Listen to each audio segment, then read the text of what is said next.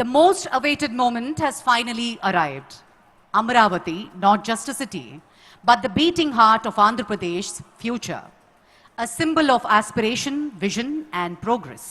As Andhra Pradesh rises, Amaravati leads the way. Bold, purposeful, and unstoppable. Ladies and gentlemen, we shall now witness the grand relaunch of Amaravati. May I now request our Honorable Prime Minister to kindly initiate the virtual foundation laying ceremony by pressing the button.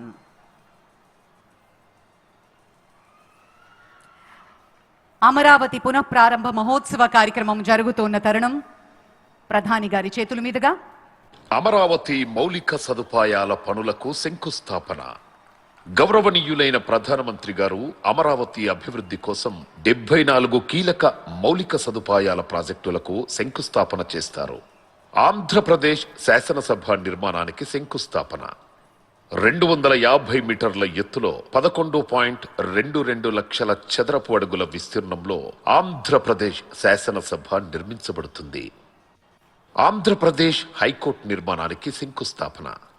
55 మీటర్ల పొడవు 20.32 లక్షల చదరపు అడుగుల విస్తీర్ణంలో high court నిర్మించబడుతుంది.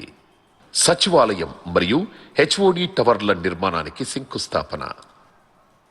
50 అంతస్తుల సచివాలయం మరియు 42 అంతస్తుల హెచ్ఓడి టవర్లతో పరిపాలనకు కేంద్రంగా నిర్మించబడుతుంది.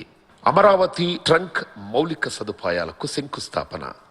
37 ట్రంక్ ఇన్ఫ్రాస్ట్రక్చర్ ప్రాజెక్టులు, సైకిల్ ట్రాక్లు మరియు భూగర్భ యుటిలిటీలతో 320 కిలోమీటర్ల ప్రపంచ స్థాయి రోడ్ల నిర్మాణం జరుగుతుంది. అమరావతి వరద నివారణ పనులకు శంకుస్థాపన. వరద నివారణతో పాటు నగర అవసరాలకు 0.53 టీఎంసీల నిల్వ సామర్థ్యం గల 3 జలాశయాల నిర్మాణం. అమరావతి ల్యాండ్ పూలింగ్ స్కీమ్ మౌలిక సదుపాయాలకు శంకుస్థాపన. 1.281 కిలోమీటర్ల రోడ్లను కవర్ చేస్తూ 13 జోన్లలో సమగ్ర పౌర సౌకర్యాలను అందించనుంది. అమరావతి గృహ మరియు భవన ప్రాజెక్టులకు శంకుస్థాపన. న్యాయమూర్తులు, మంత్రులు మరియు ప్రభుత్వ ఉద్యోగులకు ఉత్తమ ప్రమాణాలతో 10 ప్రాజెక్టుల నిర్మాణం జరుగుతుంది. ఈరోజు అమరావతి ప్రపంచ స్థాయి రాజధానిగా, నిజమైన ప్రజా రాజధానిగా మారడానికి ముందడుగు పడుతోంది. అద్భుతమైన మన అమరావతి పునఃప్రారంభాన్ని మనం వీక్షించాం. గట్టిగా అందరం ఒకసారి చప్పట్లతోటి అభినందనలు తెలియజేసుకుందాం మన కూటమి ప్రభుత్వానికి, గౌరవనీయులైన ముఖ్యమంత్రి